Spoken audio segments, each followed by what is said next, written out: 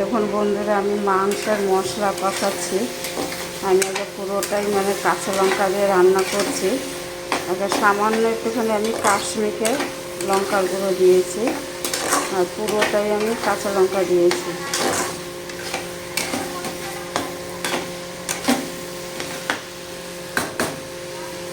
এখন এই যে তেল উঠে গেছে, আমি এবার মাংসটা দিয়ে দেবো।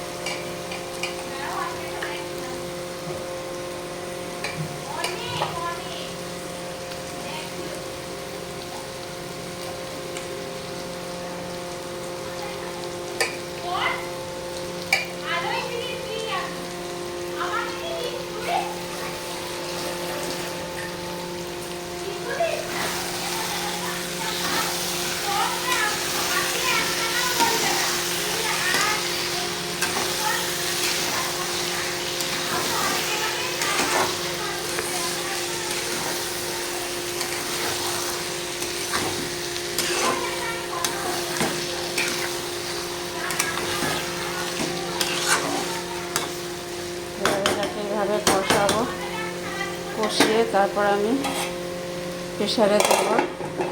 এই দেখুন চর্বি এনেছে, চর্বিটাকে আমি পরে দেবো, কেন এখন দিলে চর্বিটা গলে যাবে। এদিকে ভাত হচ্ছে, আমার মাংস হয়ে গেলেই আমার রান্না হয়ে যায়। আর দেখুন এই যে আজকে আবার 4টে কুমড়ো ফুল তুলে নিয়ে এসেছি। এই 4টে একটুখানি বড়া করব, আমার নাতি খেতে ভালোবাসে, ওর জন্য করব।